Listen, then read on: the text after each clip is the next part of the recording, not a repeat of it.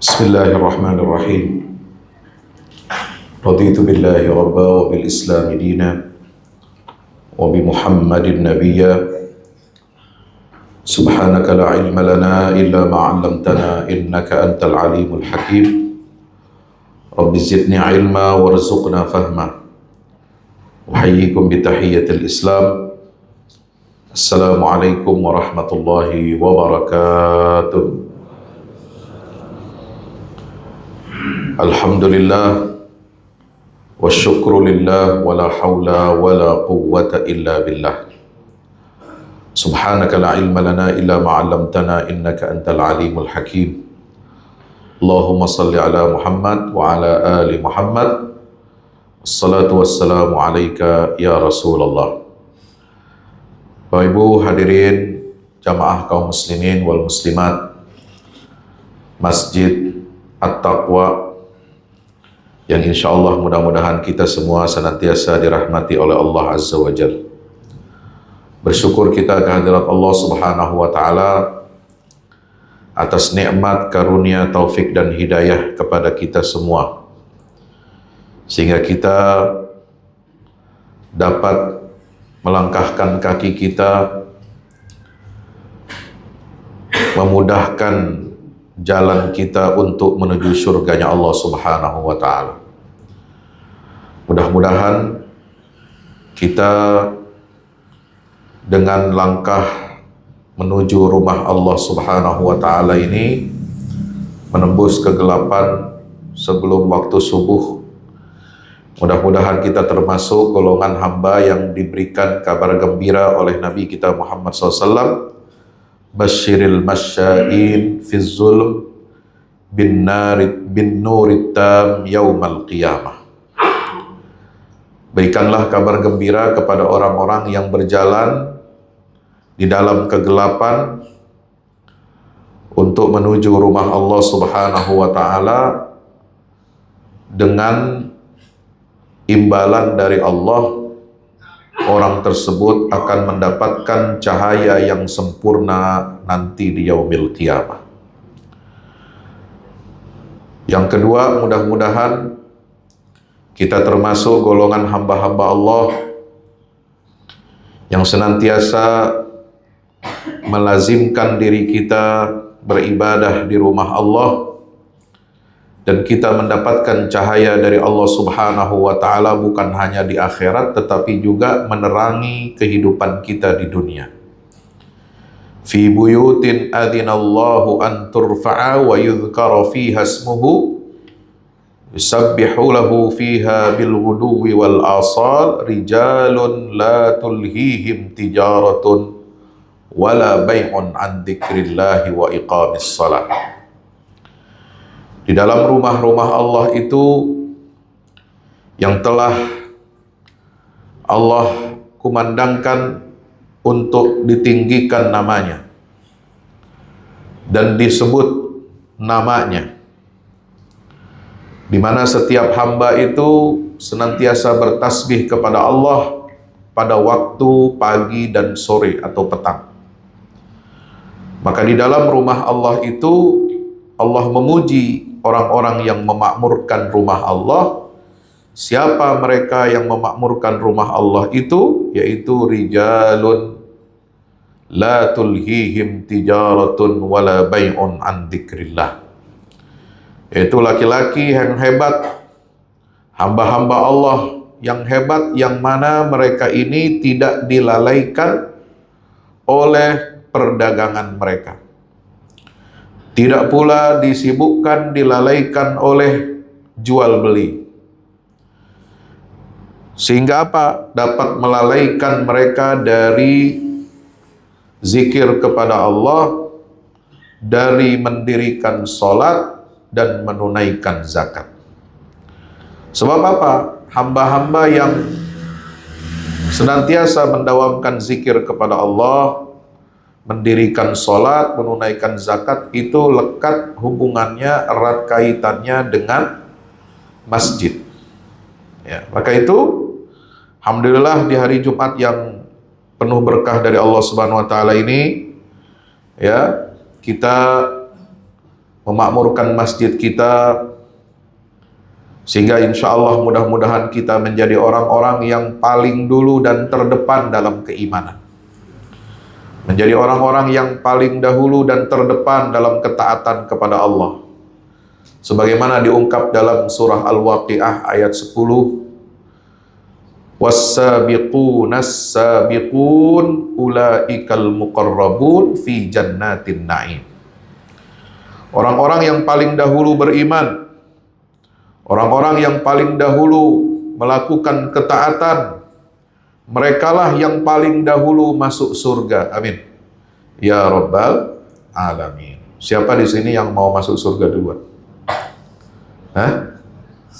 Mau masuk surga duluan siapa? Hah? Nah, ini ada dua bersayap ini maknanya. Tapi masuk surga duluan itu sudah pasti semua itu terjadi setelah mati. Ya, artinya mau mati duluan atau belakangan, masuk surganya ya tetap nanti nunggu hari kiamat dulu. Gitu. Ya, kadang-kadang ditanya mau masuk surga duluan enggak? Ah, itu takut jawabnya. Oh, ini Ustadz nyuruh kita mati duluan. Enggak. Sebab masuk surga itu nanti waktunya ditentukan Allah setelah hari kiamat. Kalau di alam kubur mau masuk surga kemana? Belum ada surganya di dalam kubur. Ya. Nah, tapi banyak orang yang enggan untuk masuk surga kedahuluan. Ya. Dia apa? Menunda-nunda kebaikan, menunda-nunda taubat, menunda-nunda amal soleh, ya. Kenapa? Karena hatinya lebih cinta dan cenderung kepada dunia. Padahal hamba yang dahulu, lebih dulu imannya, lebih dulu terdepan dalam ketaatannya, ya, itu adalah hamba yang didekatkan kepada Allah, ulaikal muqarrabun. Dan bukan hanya didekatkan kepada Allah, mereka juga fi jannatin na'im, didekatkan kepada surga Allah. Kita di dunia ini kalau punya hubungan kedekatan khusus, koneksi khusus dengan pejabat tinggi, dengan pejabat sipil, dengan pejabat TNI, militer maupun polisi, oh bangganya bukan main. Ya, merasa hebat, merasa kuat, merasa berkuasa, dan bisa menentukan ya semena-mena. Kenapa? Karena merasa kita ini didukung oleh orang kuat, backing yang kuat. Ya, padahal kekuatan itu semuanya bersumber dari Allah Subhanahu wa Ta'ala, Allah yang Maha Kuat. Maka kalau kita bersandar kepada manusia, bersandar kepada dunia, sandaran itu sebenarnya rapuh. Ya, punya hubungan kuat dengan pejabat tinggi, sipil dan militer, ya itu hanya sementara. Sebab yang namanya jabatan dan kekuasaan itu ya ada kadaluarsanya, hanya 5 tahun. Beruntung kalau terpilih lagi, ya itu bisa 2 periode jadi 10 tahun. Itu beruntung. Ya, lebih beruntung lagi kalau ketika menjabat belum ketangkap KPK. Dan ruginya, celakanya, ya, banyak sekarang orang yang masih menjabat, ya baru 1-2 tahun, itu sudah jadi pasien KPK dan Kejaksaan Agung. Ya, baru pulang haji, labbaik Allahumma labbaik, labbaik la syarika laka labbaik, innal hamda wan ni'mata laka wal mulk la syarika lak. Pakai pakaian ihram, 2 lembar kain berwarna putih, ya, menunjukkan, melambangkan kesucian.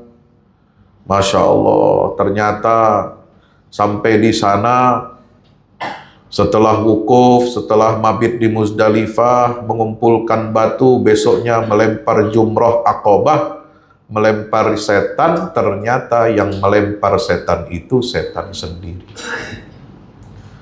Pulang sampai ke tanah air, baru dipanggil presiden, ya, berubah bajunya dari warna putih jadi warna rompi pink. Ya. Itu kan jauh bedanya warnanya, Pak. Ya, dari putih ke pink. Ya. Masya Allah. Ya. Nauzubillah min zalik. Maka kita harus senantiasa apa? Terus bermuhasabah. Kita senantiasa memperbaiki diri kita. Jangan bangga dengan kedekatan kita kepada manusia. Kedekatan kita kepada pejabat. Kedekatan kita kepada orang-orang kaya. Ya, pemilik modal, oligarki. Kita harus bangga ketika kita dekat dengan Allah, ketika kita didekatkan dengan surganya Allah Subhanahu wa ta'ala. Sehingga in istata'ta an la yasbiqaka ahadun fis sayri ila Allah fala tadakhir juhdan. Ya, kalau kamu bisa, ya, jangan sampai ada yang mendahului kita itu dalam kebaikan. Ya, kita harus terdepan dalam kebaikan. Ya, jangan yang terdepan itu Yamaha. Ya, Yamaha yang terdepan. Nah, ya, tapi banyak yang punya Yamaha sampai ke masjid pun tidak pernah. Ya, banyak yang kuat jogging 5 km, lari maraton 10 km, tapi melangkah ke masjid 100 meter saja dari rumahnya tidak sanggup. Masya Allah. Ya. Kalau bisa ya jangan sampai ada orang lain mendahului kita ketika apa? Berjalan menuju Allah. Maka itu kata para ulama, pesannya apa?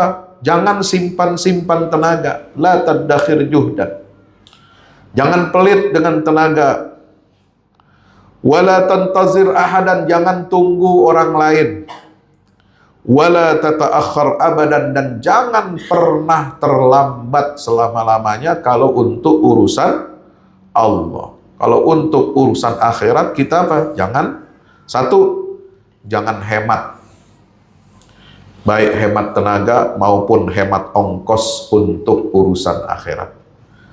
Ya, kalau untuk urusan dunia kita sekarang harus hemat, Pak. Kenapa? Harga bensin naik. Ya kan? Pertamax 92 naik, Pertamax Green naik, ya, Pertamax apalagi turbo, yang sebelumnya itu udah naik duluan, Dexlite naik, ya, itu. Kita boleh berhemat untuk urusan dunia, ya, kita boleh pelit dalam urusan dunia, tapi kalau untuk urusan akhirat jangan pernah kita berhemat-hemat dan jangan pelit. Ya, kenapa? Banyak yang sholat sunnah 2 rakaat itu sudah merasa apa? Capek, males. Ya. Oh, buru-buru Pak Ustadz. Ya, sini ada meeting nih. Kita udah sholat fardu aja udah beruntung. Ya, nggak perlu tambah-tambah lagi yang qobliyah dan ba'diyah. Ya. Ya, padahal cuma 2 menit ya.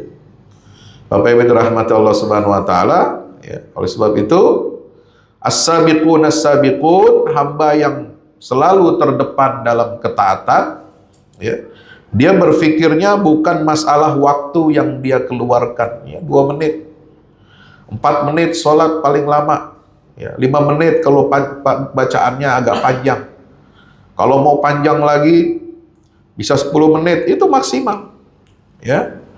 Tapi orang yang memiliki kualitas as-sabiqun as-sabiqun ini, Bapak Ibu rahmati Allah, itu selalu berpikirnya bagaimana, ya, bagaimana kalau satu amal soleh itu walaupun sedikit, walaupun kecil, itu menjadi sebab dia didekatkan kepada Allah Subhanahu wa ta'ala. Sehingga apa? Orang yang dekat sama Allah berarti orang yang dikenal Allah.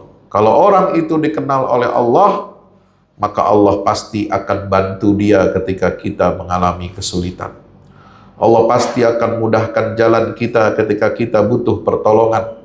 Allah pasti akan melindungi kita ketika kita dalam mara bahaya. Ya.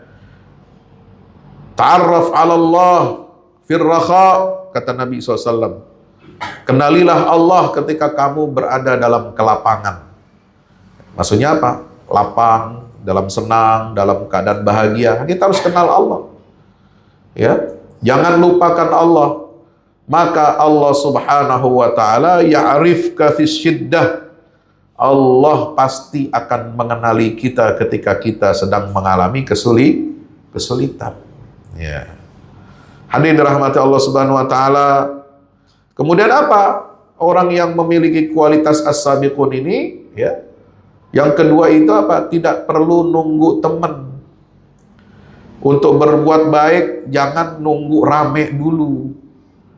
Jangan nunggu banyak dulu, ya. Ya, banyak orang yang menunda-nunda hijrah dari maksiat kepada ketaatan. Banyak orang yang menunda-nunda sholat, menunda-nunda sedekah. Kenapa? Karena nunggu teman. Ya, jangan nunggu teman. Sebab apa? Ya, kita bertanggung jawab kepada Allah Subhanahu wa taala itu sendirian. Ya. Boleh ngajak teman, tapi jangan nunggu teman. Mau beramal soleh nunggu temennya dulu Pak Ustadz. Malu kalau sendirian. Nah, gitu. Ya, sebab apa? Di akhirat itu kita ini jangan dirahmati Allah, ya. Kita akan jalan sendiri menuju Allah. Bangkit dari alam kubur kita akan jalan sendiri. Nggak peduli kiri kanan kita itu siapa. Bahkan kepada anak, kepada istri, kepada suami, orang tua, sama-sama dibangkitkan, kita itu seperti nggak saling mengenal. Kenapa? Karena sibuk dengan urusan kita masing-masing. Sibuk memikirkan nasib kita, pertanggungjawaban di hadapan Allah Subhanahu wa taala. Yauma yafirrul mar'u min akhi. Hari kiamat itu nanti hari dibangkitkan oleh Allah. Ya, dari alam kubur kita untuk pertanggungjawaban amal itu semua orang itu lari, menjauh dari saudaranya. Min akhi wa ummihi wa abi, dia lari menjauh dari bapak dan ibunya. Ya, kurang apa bapak dan ibu kita itu? Ya, memberi perhatian kepada kita. Di dunia juga kita ingin balas jasa mereka, tapi untuk urusan akhirat masing-masing, Pak. Orang tua nggak nunggu anaknya, ibu nggak nungguin anaknya. Ya, saudara nggak nunggu saudaranya, enggak, semua masing-masing jalan sendiri-sendiri. Ya. Wa sahibati wa bani, lari menjauh dari istri dan anak-anaknya. Masya Allah. Ya. Maka itu apa? Kalau bisa kita jalan duluan untuk ketaatan, ya kenapa kita harus menunggu-nunggu orang lain? Ya, so apa? Kita nanti bertanggung jawabnya, kita akan dibalas oleh Allah. Ya, dalam keadaan sendiri. Ya. Hadirin dirahmati Allah Subhanahu wa taala, yang ketiga sebagai awal kita memulai subuh ini adalah jangan sampai kita menunda-nunda taubat kita kepada Allah Azza wa Jalla. Kenapa? Karena Allah itu At-Tawwab. Allah itu Ar-Rahim. Allah itu maha penerima taubat. Bukan hanya menerima taubat sekali, berkali-kali, berpuluh-puluh kali. Kalau Anda bertaubat kepada Allah, dia pasti akan terima. Ribuan kali Anda bermaksiat, ribuan kali Anda lalu bertaubat kepada Allah, Allah tetap sayang sama kita.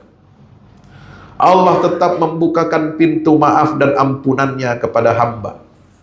Ya, kalau kita berbuat salah sama orang, wah, sekali mungkin dimaafkan, tapi kalau berkali-kali orang nggak mau maafin kita.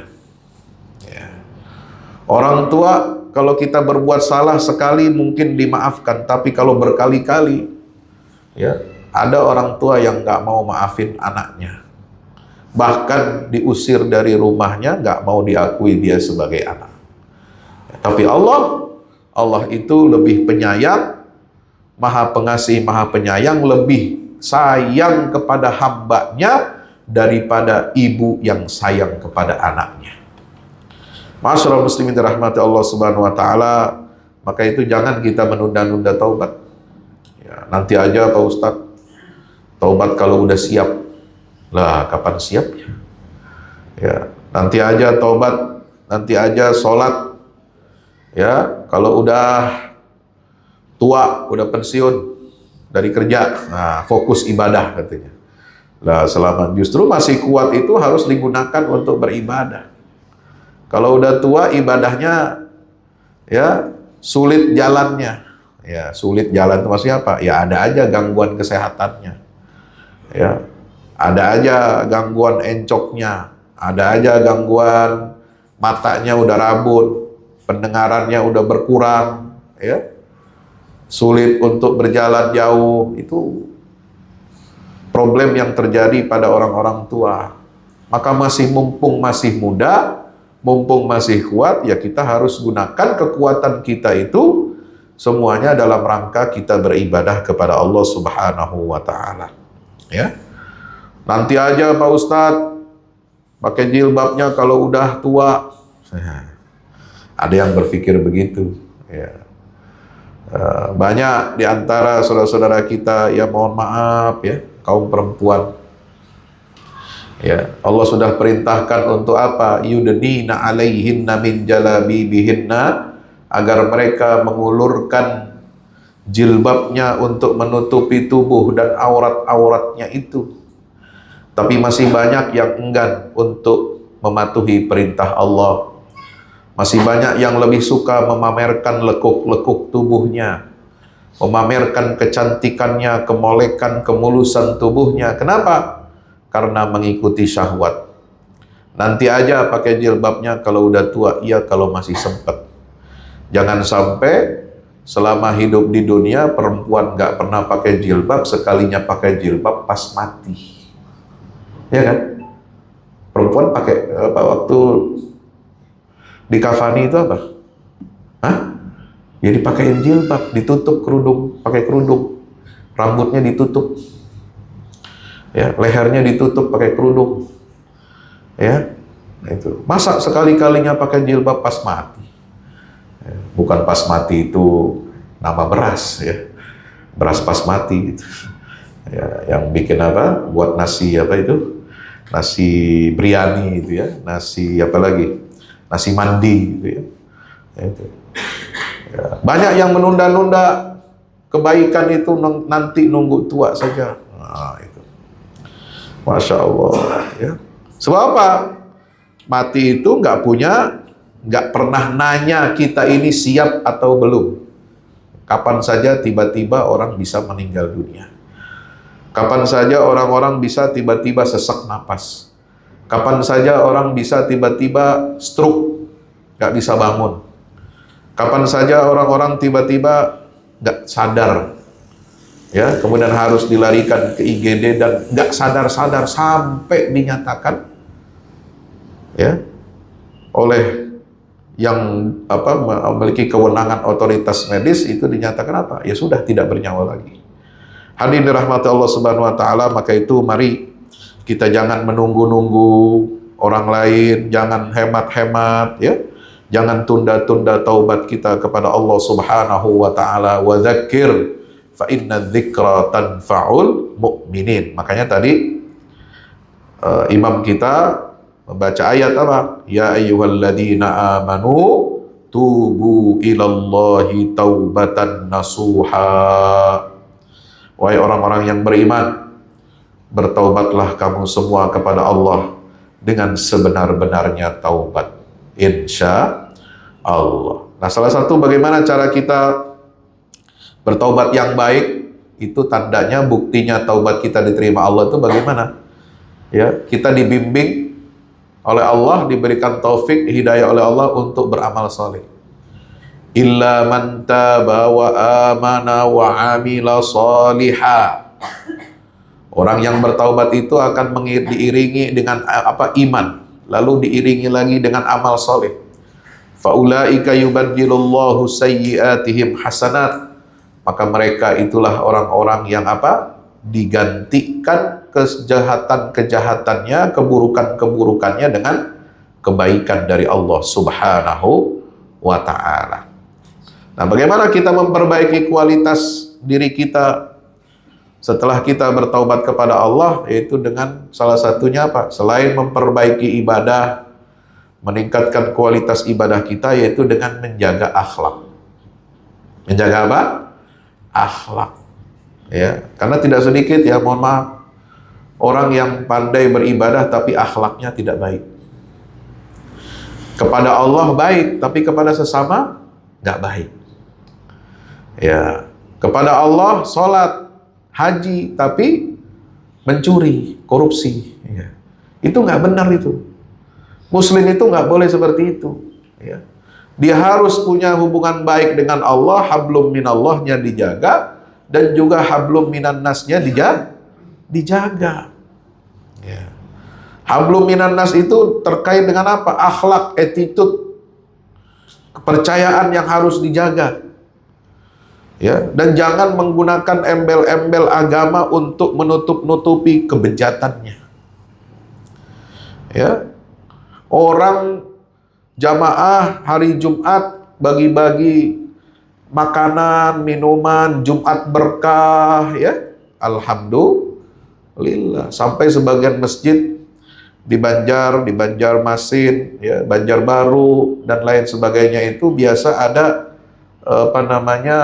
memberikan MBG kepada jamaah. Ya. Apa? Makan bubur gratis. Ya. Ada lagi yang hari Senin, Kamis sore memberikan MBG, makanan berbuka gratis. Ya. Walaupun itu alhamdulillah nggak pakai APBN. Itu dana kantong dari pribadi semua jamaah. Alhamdulillah. Itu ya. Nah, ada orang itu kok menggunakan hari Jumat untuk bagi-bagi uang haram. Ya.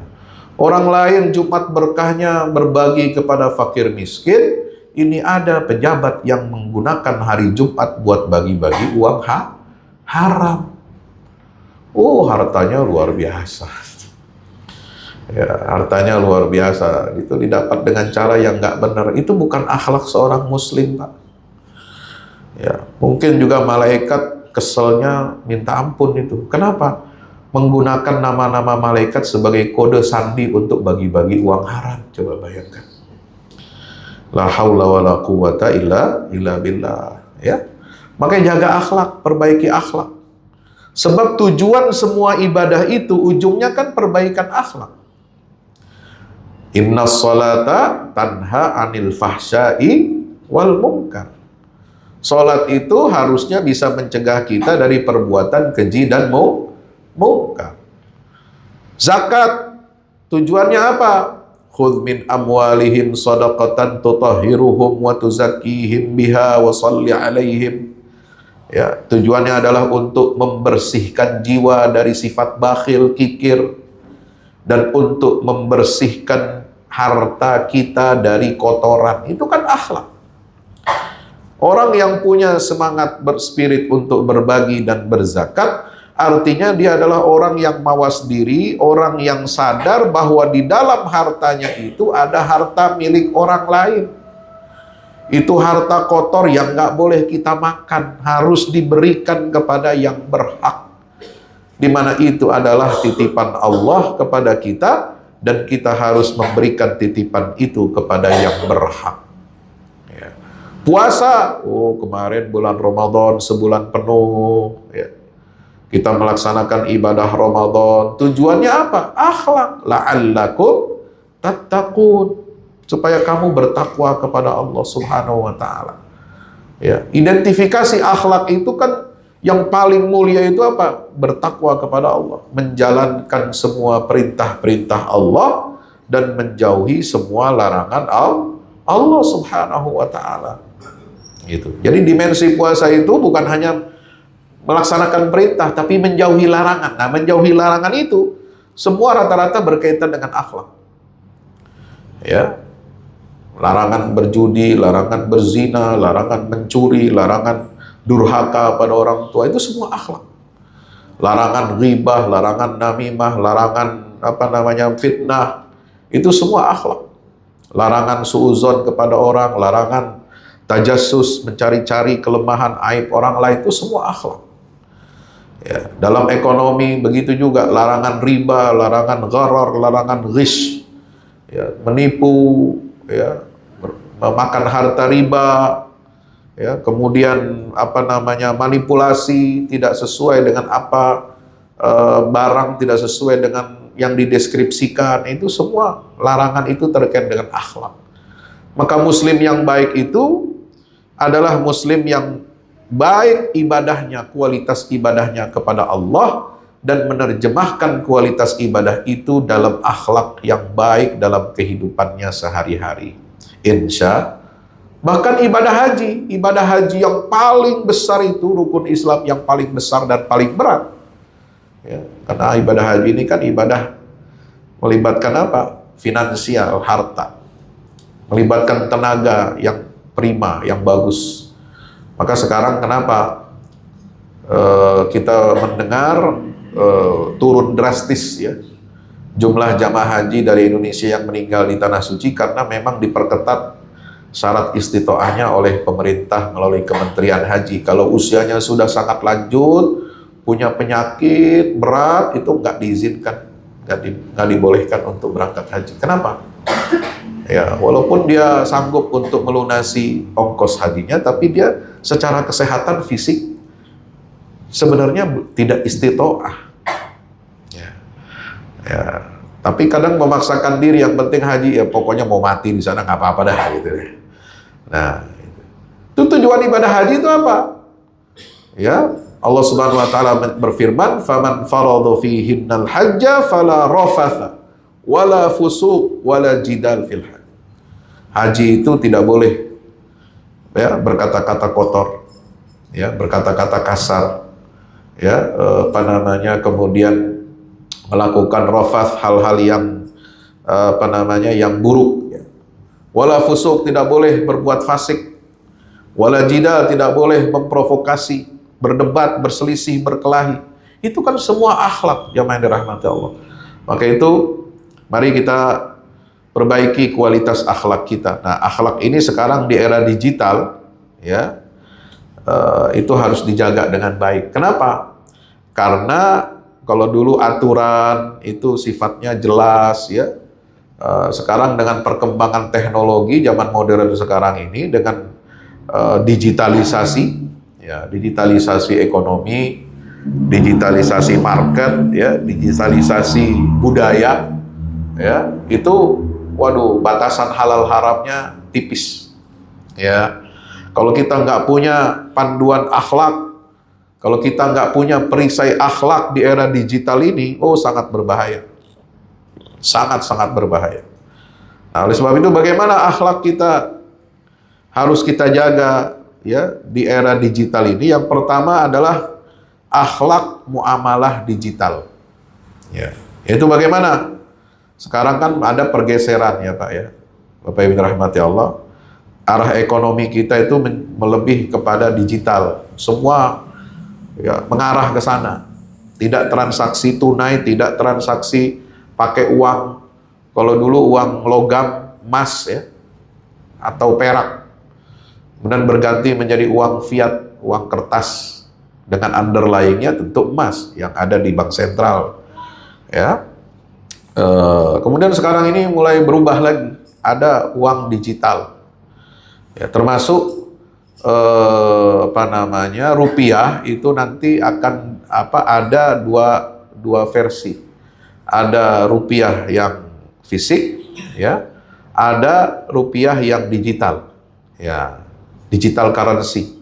Rupiah itu nanti seperti itu, ya.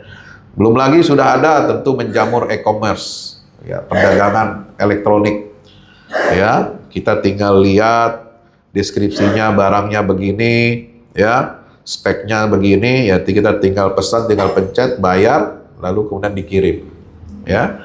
Nah, ada kripto, ada investasi digital. Sekarang mau bikin apa? Mau berinvestasi, ya, saham misalnya, main saham, itu tinggal buka aplikasi digital, tinggal pilih saham yang kira-kira bagus, itu kita masukkan, beli sahamnya, langsung jadi. Kita tidak perlu datang ke mana? Ke kantornya, tidak perlu datang ke ininya sebagainya. Nah, itu sudah jadi apa? Pialang saham melalui apa? Platform digital. Nah, yang bahaya ini kalau apa? Kemaksiatan ini dibungkus juga dengan sarana yang memudahkan secara digital. Ya, judi online, banyak, Masya Allah. Ya, judi online itu terbesar. Ya, ada berapa itu provinsi yang paling besar itu? Jawa Barat, DKI. Banyak itu judi online. Ya, mafianya luar biasa. Sekarang lagi di tengah situasi krisis seperti ini, ya, itu yang pinjaman online juga mudah. Ya, tapi banyak orang yang terjerat hutang. Ya. Maka itu adalah kita harus apa? Menjaga akhlak dalam amalah kita. Terutama dalam digital ini, kenapa? Menuntut ketelitian. Ya, yang lebih tinggi karena hilangnya batasan-batasan yang bersifat fisik. Maka itu perlu apa? Kejujuran dalam transaksi, sidik. Ya, si pembeli si penjual itu harus jujur. Ya, dalam transaksinya, tidak boleh memanipulasi review produk. Ya, review produk kan sekarang ada yang dimanipulasi, ya, dipalsukan reviewnya, ya. Bilang ada yang bilang bagus-bagus, ya, dia kerahkan orang untuk review yang bagus-bagus, ya, orang akhirnya tertarik untuk beli, ya, tapi ternyata produknya nggak bagus, ternyata produknya tidak sesuai dengan apa yang digambarkan, menyembunyikan cacat barang, itu kitman, itu ghish kategorinya, ya, di marketplace banyak yang begitu, maka itu kita harus teliti, ya, atau juga jangan sampai penjual itu, seller itu jangan menggunakan akun palsu, ya, untuk menipu, banyak yang seperti itu. Kelihatannya keren, gambarnya bagus-bagus. Saya pernah jadi korban itu. Dulu pernah berapa tahun yang lalu itu beli gamis online itu ada di Instagram bagus-bagus itu. Ya, ditanya dijawab, kalau dijawab oke.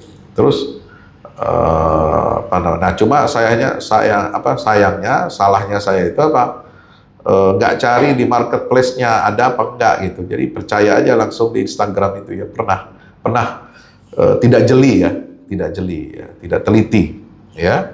Akhirnya apa? Ya, transaksi beli waktu itu saya sampai beli 2 itu. Ya, lumayan, ya, 2 itu kurang lebih harganya 900 ribuan, ya. Itu ternyata nggak ada, ya. Nggak ada resi pengirimannya, nggak ada sampai pula ke rumah. Ya sudahlah, itu buang sial aja. Mudah-mudahan kalau saya punya dosa itu dihapus sama Allah, ya, karena karena saya ditipu kan begitu, ya. Itu. Banyak yang menggunakan akun palsu. Beli karpet pernah juga itu. Ya, karpetnya bagus tapi harganya dikasih promo miring, ya. Wah, luar biasa. Tertarik juga itu. Ya, kadang kita cepat, ya, harga kalau miring itu kayak pengen beli gitu, ya. Karena kita tahu ini harganya mahal kalau yang normal itu. Nah, mungkin bisa jadi promo atau cici gudang kan bisa jadi dimurahin gitu, ya. Tapi ini, ya, itulah namanya manusia, ada juga celah kelemahan kita tidak teliti. Nah, yang menggunakan akun palsu, banyak kejahatan cyber seperti itu, terutama dalam dunia perdagangan zaman sekarang ini. Nah, kita nggak boleh seperti itu, harus dihindarkan, ya. Lalu kemudian apa? Antarodin, harus menghindari gharar, ya. Sebab sekarang sistem ekonomi yang makin kompleks ini, ya, kita ini sebagai muslim, ya, wajib memastikan semua transaksi dalam ekonomi, dalam muamalah itu harus bebas dari unsur maisir, judi.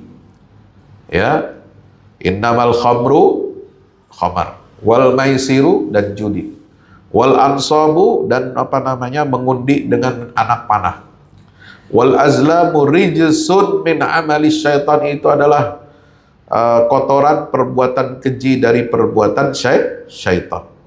Ya, kemudian harus jelas akadnya, ya, akadnya, transaksinya harus jelas, ya, bukan gharar, bukan abu-abu, dan tentu saja harus bebas daripada riba. Nah, itu. Nah, hati-hati riba ini kadang-kadang suka ada skema pay letter itu yang tidak syar'i. Hati-hati ya. Jadi kita harus cek dulu. Kalau terpaksa harus pakai membeli dengan bayar nanti ya, atau dicicil, kita harus lihat dia sudah mendapatkan izin sertifikat halal atau tidak ya. Kalau tidak ya jangan.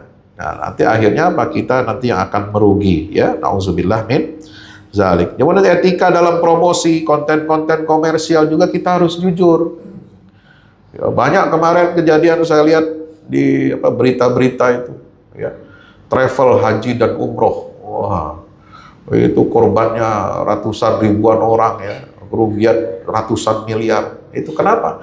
Karena menyewa konten-konten kreator untuk promosi ya, jor-joran gitu ya, tapi kemudian uangnya tidak jelas kemana. Banyak orang mendaftar, kenapa? Karena endorse dari selebgram itu ya. Maka itu kita jangan tergiur dengan harga lebih murah, pelayanannya hebat. Kok bisa harga murah di bawah rata-rata tapi pelayanan bisa keren ya? Pelayanan bintang 4, bintang 5 di Saudi itu mahal, Pak. Ya. Ya, itu bisa dia seperti itu. Kenapa? Karena untuk promosi konten ya. Orang konten itu kan dikasih yang bagus-bagus gitu. Ya, supaya apa? Orang tertarik, tergiur gitu ya. Nah, kita jangan cepat tergiur, kita harus gunakan akal sehat, kita harus pakai perbandingan harga yang yang masuk akal ya. Dan kemudian juga kita bisa melihat, mengecek mana travel-travel yang memang bertanggung jawab dan mana yang punya catatan-catatan yang tidak baik ya. Hadirin dirahmati Allah Subhanahu wa taala. Yang kedua adalah menyaring informasi. Nah, ini tabayun digital. Ini akhlak seorang muslim sekarang ini. Ya ayyuhalladzina amanu in ja'akum fasiqun binaba'in fatabayyanu. Kalau datang orang fasik ya kepada kamu membawa suatu berita, maka kita wajib tabayyun ya. Menyaring informasi. Apalagi di tengah sekarang ya, banyak orang kena hoax ya, kemudian masalah-masalah polarisasi di bidang secara politik ya, ingin membuat gambar-gambar palsu ya, nggak boleh. Fitnah itu jatuhnya fitnah, jangan ya.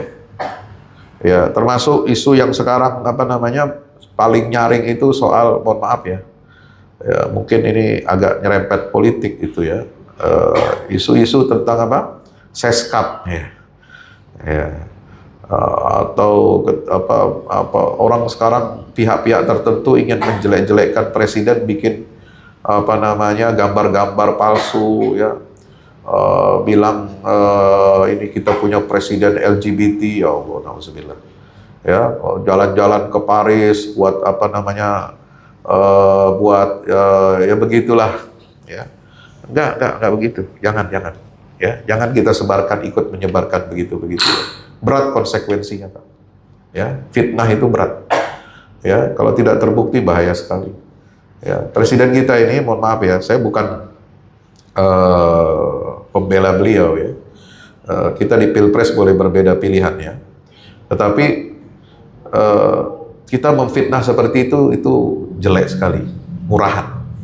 Ya, kita boleh kritik kebijakannya dalam ekonomi, dalam masalah-masalah kerakyatan, kebangsaan ya. Tapi jangan kita menjatuhkan martabat orang itu dengan hal-hal yang rendah seperti itu. Ya, jangan, itu berat konsekuensi di akhirat. Jangan kita ikut menyebarkan seperti itu. Ya, so kita lihat orang itu secara zahir ya, kita menilainya baik ya. Orang punya kelebihan kekurangan itu wajar ya. Tapi jangan sampai kita menjadi bagian orang yang as-sabiqun, lebih dulu menyebarkan kejelekan, keburukan, fitnah bagi orang lain. Kita boleh jadi, bahkan harus jadi orang yang terdepan dalam hal-hal positif, dalam hal ketaatan kepada Allah ya. Tapi jangan kita menjadi orang yang paling dulu, paling awal menyebarkan kerusakan dan keburukan ya. Makanya prinsip tabayun ini wajib ya, wajib yang mutlak ya. Sekarang era zaman sekarang ini, masya Allah, fitnahnya luar biasa Sebelum kita nge-share, ya, menekan tombol share di media sosial, kita wajib untuk senantiasa tabayyun. Ini adalah fungsi yang menjadi rem buat kita untuk apa? Tidak berkontribusi kepada penyebaran fitnah yang lalu menimbulkan kerusakan dunia dan akhirat. Nah, termasuk menghindari apa? Ghibah dan namimah digital. Banyak sekarang. Akan disebut, Bapak yang rahmati Allah, ya, inilah tugas dan kewajiban kita sebagai muslim, jaga akhlak yang baik, ya, di tengah arus digital, di tengah banyaknya fitnah di media sosial, akun-akun, ya, dalam muamalah ekonomi, dalam masalah-masalah sosial kita, maka kita harus menjaga baik-baik diri kita, lisan kita, tangan kita dari perbuatan-perbuatan yang dapat merugikan kita, ya, akan menggerus, ya, nilai-nilai ibadah kita. Ibadah kita baik, tapi kalau kita akhlak kita buruk, ya, maka pahala kita akan hangus, ya. Nauzubillah min zalik. Mari kita bermohon perlindungan kepada Allah dari berbagai macam fitnah zahir dan batin. Kita mohon kepada Allah agar Allah melindungi bangsa dan negara kita ini dan memberikan bimbingan taufik dan hidayahnya kepada para pemimpin-pemimpin kita. Untuk apa? Ya, agar mereka senantiasa memiliki rasa tanggung jawab, amanah, ya, membawa rakyat ini menuju kesejahteraan lahir dan batin, menjadikan negeri kita menjadi baldatun thayyibatun wa rabbun ghafur. Karena doa kepada pemimpin, ya, untuk kebaikan pemimpin itu sangat dianjurkan. Salafus saleh mengatakan apa? Imam Fudail bin Iyad, kalau saya punya satu doa yang mustajab, ya, maka saya akan gunakan doa itu untuk mendoakan kebaikan pemimpin. Insya Allah, ya, doakan kebaikan buat pemimpin kita, karena kalau pemimpin kita baik, dibimbing oleh Allah, mendapatkan taufik hidayah dari Allah, maka kebaikan itu akan menyebar dan akan dirasakan oleh jutaan, ratusan juta rakyat banyak, ya. Tapi kalau keburukan yang lahir dari pemimpin, kenapa? Karena kita tidak mau mengingatkan, karena kita kualitas cermin hidup kita ini jelek, maka pemimpin kita juga menjadi jelek, maka keburukan itu akan kita rasakan dan menjadi kesengsaraan buat kita semuanya.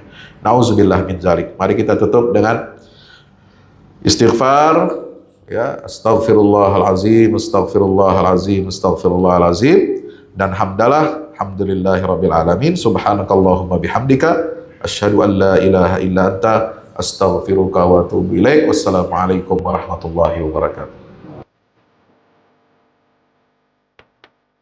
Segera hadir buku terbaru dari Ustadz Fahmi Salim, Haji dari Pemurnian Misi Kenabian ke Revolusi Kebangkitan. Buku ini berisikan 336 halaman yang merupakan sebuah karya reflektif yang mengajak para pembaca menelusuri makna haji lebih dalam dari sekedar ritual tahunan. Buku ini menghadirkan perspektif spiritual, historis, dan peradaban yang menggambarkan ibadah haji sebagai momentum pemurnian jiwa, sekaligus titik awal kebangkitan umat. Melalui bahasa yang mengalir dan analisis yang tajam, pembaca diajak untuk memahami hakikat haji sebagai perjalanan menuju Allah. Selain itu, pembaca juga diajak untuk menilai persatuan dan kesetaraan dalam beribadah. Dimensi sosial dan peradaban dari manasik haji sampai peran haji dalam menjaga warisan kenabian hingga spirit kebangkitan umat dalam bingkai tauhid. Buku ini lebih dari sekedar buku religi. Ini adalah ajakan untuk melihat ibadah haji sebagai gerakan transformasi diri dan gerakan keumatan. Segera hadir di toko buku favorit Anda dan jangan lewatkan kesempatan untuk menjadi bagian dari perjalanan bermakna ini. Untuk pemesanan, hubungi nomor berikut ini atau klik link di bawah ini. Assalamualaikum warahmatullahi wabarakatuh. Yang terbaru dari Al-Fahmu Institute, buku petunjuk manusia pilihan, karya Ustadz Fahmi Salim. Dari keseluruhan jumlah ayat-ayat Al-Quran, sekitar sepertiganya adalah berupa kisah-kisah. Hal ini menjadi dalil yang sangat jelas tentang pentingnya sebuah kisah. Andaikan kisah ini tidak penting, tidak mungkin menempati porsi yang banyak di dalam Al-Quran ini. Kisah Al-Quran mempunyai keistimewaan yang membedakan dengan kisah-kisah lainnya, seperti kisah sejarah ataupun fiksi. Sesungguhnya, kisah-kisah Al-Quran sumbernya adalah Al-Quran itu sendiri. Kisah Al-Quran adalah kisah yang mempunyai target, yaitu target agama dan akhlak. Sesungguhnya sumber yang menjadi rujukan asal kejadian-kejadian di dalam kisah-kisah Al-Quran dan para tokohnya adalah berasal dari alam dunia dan sejarahnya. Kisah Al-Quran adalah kisah nyata yang tidak ada khayalan atau fiksi di dalamnya. Tidak ada kepalsuan dan tidak ada mitos, serta tidak ada kode tertentu. Ini dikarenakan kandungan kebenaran yang terdapat di dalam sebuah kisah Al-Quran mengenai alam semesta dan tabiat jiwa manusia, serta kisah-kisah umat manusia semuanya itu adalah kebenaran yang valid, baik secara keilmuan maupun sejarahnya. Objek dari kisah Al-Quran adalah manusia, karena manusia merupakan tujuan utama dari adanya sebuah risalah, perintah dan larangan secara umum.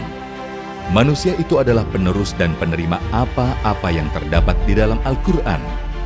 Kisah Al-Quran itu bukan hanya pemaparan tentang kebenaran sebuah sejarah saja, melainkan juga ada, terutama berfokus kepada sisi ibroh atau pelajarannya. Sungguh, Al-Quran diakui tidak hanya mukjizat dari segi sumber keilahiannya atau sisi kesastraannya yang indah, informasi ilmiah sainsnya yang tepat, informasi kabar gaib terdahulu dan yang akan datang, dan aspek syariatnya saja. Mukjizat Al-Quran juga berupa solusi-solusi praktis masalah kehidupan, seperti tergambarkan dalam kisah-kisah petunjuk manusia pilihan yang menjadi utusan-utusan Allah. Petunjuk manusia pilihan sudah seharusnya menjadi pemandu dan penerang jalan agar Indonesia dan dunia keseluruhan segera terentaskan keluar dari berbagai kegelapan hidup menuju cahaya peradaban yang unggul gemilang, bersendikan tauhid yang kokoh sepanjang masa. Dikemas dengan tuturan yang mengalir, bercerita tanpa menggurui, petunjuk manusia pilihan bisa menjadi khasanah di setiap keluarga untuk memetik pelajaran dari kisah-kisah manusia terdahulu, dan pelajaran itu berkaitan erat dengan kehidupan kita masa sekarang. Dapatkan segera. Wassalamualaikum warahmatullahi wabarakatuh.